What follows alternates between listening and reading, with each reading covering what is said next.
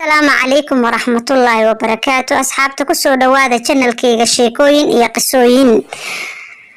wali waxa inoo socota sheekadii kun habeen iyo habeen qaybtii labaad. sheekadii boqor Shahriyaar iyo walaalkii Shahri Zamaan. sheekada waxay inoo mareysay qaybtii koowaad markii labadii boqor arkeen waxa qasriga ka dhacayo iyo habdhaqanka foosha xun ay ku kaceen naagii qasriga oo ay ugu horeyso naagtii boqor Shahriyaar.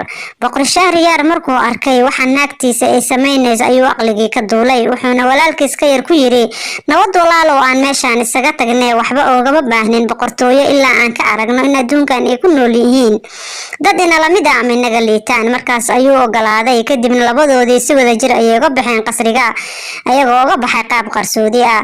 waxay safar ku sii jiraanba maalintii dambe ayay geed hoos fadhiisteen ayagoo daalan. geedka waxa u dhawaa bad yar meesha ku taalay, iyagoo meeshii ku nasanaya ayay hal mar kacday, waxaana ka soo baxay wax aad moodo tiir weyn kaasoo cirka isku shareeray.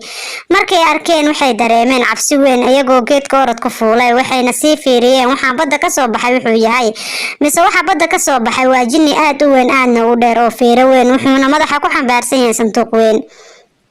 jinnigii sidii u socday ayuu meeshii imaaday, kadibna geedkii ayuu fadhiistay. labadii boqor saarnaayeen, markaas ayuu geedkii hoos fadhiistay, wuxuuna furay sanduuqii weynaa. markaas ayuu soo bixiyay sanduuq kale, wuuna sii furay. markaas ayuu wuxuu ka soo bixiyay gabar aad moodo xuural cayntii janno, quruxdeeda aad yaabayso sidii dayaxa u ifayso. markaas ayuu jinnigii gabadhii ku yiri boqoradii xorta aheeday waatan ku soo afduubtay habeenkii aqalgalkaaga, waxaan rabaa hadda inaan xoogaa yar seexdo. markaas ayuu dhabteeda inta madaxa saartay ku seexday.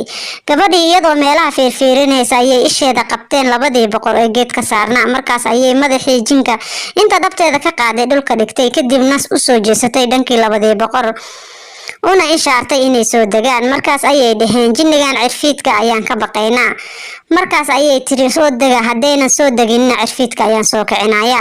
markaas ayay cabsadeen wayna soo degeen. markay soo degeen ayay tiri labadiina waxaan idinka rabaa inaad ila tumataan oo ila raaxaysataan, balse way ka diideen. hase yeeshee waxay ugu hanjabtay in jinniga ay soo kicin doonto oo si xun u dili doono. markaas ayay waxay rabtay u sameeyeen. markay hooshii dhameeyeen ayay waxay jeebkeeda ka soo bixisay kola yar, waxaa ku jira in badan 570 faraanti. markaas ayay ku tiri ma garanaysaan waxaan meesha ku jiro ama faraantiyaashan? waxay dhaheen maya ma garanayno. markaas ayay ku tiri jinnigan aad u jeedaan wuxuu isoo afduubtay habeenkii aqalgalkayga, wuxuuna igu xuray sanduuqan asagoo ku sii xiray 7 quful, wuxuuna igu riday badda moolkeeda si uu iga ilaaliyo wax nin ah. sidaas ay tahayna waxaan la tuntay dhammaan nimanka faraantiyaashan leh ee idinkana isiya faraantiyaashiina. labadii boqor markay hadalkaas maqleen aad ayay u yaabeen, waxayna isdhaheen hadiiba cirfiidkan saan u weyn ee gabadhan saan u ilaalinaya ay ku dhaceen waxa inagu dhacay wax ka daran, waa arrin cajiib ah ee qaadan waa ah. markaas ayay labadoodii yaaban degdeg meeshii uga soo tageen, waxayna ku soo laabteen boqortooyadoodii. boqor Shahriyaar oo aad u xanaaqsan ayaa yimid qasrigiisii, wuxuuna amar ku bixiyay in la soo qabto naagihii iyo jaayiradihii iyo adoomadii la tuntayba. waana la soo qabtay iyaga dhammaantood, kurka ayaa laga gooyay. intaas kuma ekeenina boqor Shahriyaar wuxuu hal mar amar ku bixiyay in habeen kasta gabadh cusub loo soo guuriyo subaxiina kurka laga gooyo. wixii sidaas xaalka ahaadaba muddo 3 sano kadib waxaa la soo waayay gabar oo gabdhihii dhami waxay isku bedeleen wax la dilay wax cararay. wasiirkii u qaabilsanaa boqorka dhanka guurka maalintaasi markuu soo waayay wax gabar oo u dhisay ayuu gurigiisa yimaaday asagoo aad u murugaysan. wasiirkaas wuxuu dhalay 2 gabdhood aad qurux badan, midda weyn waxaa la dhihi jiray Shahrizaad, midda yarna waxaa la dhihi jiray Dunyazaad. midda weyn ee Shahrizaad waxay ahayd gabar mutacallimad oo wax badan ka taqaana kutubta taariikhda iyo sheekooyinkii boqoradii hore ee wararkii ummadii hore. waxaa la sheegay in gabadhaas Shahrizaad ay baratay in ka badan 1000 kitaab oo ku saabsan taariikhda iyo sheekooyinkii hore. Shahrizaad waxay ahayd gabar aad u aqli badan, waxayna aragtay aabaheeda oo wajigiisa murug ka muuqato, waxayna ku dhahday aabo maxaa kugu dhaco oo sidaan dhan aad ugu murugaysan tahay?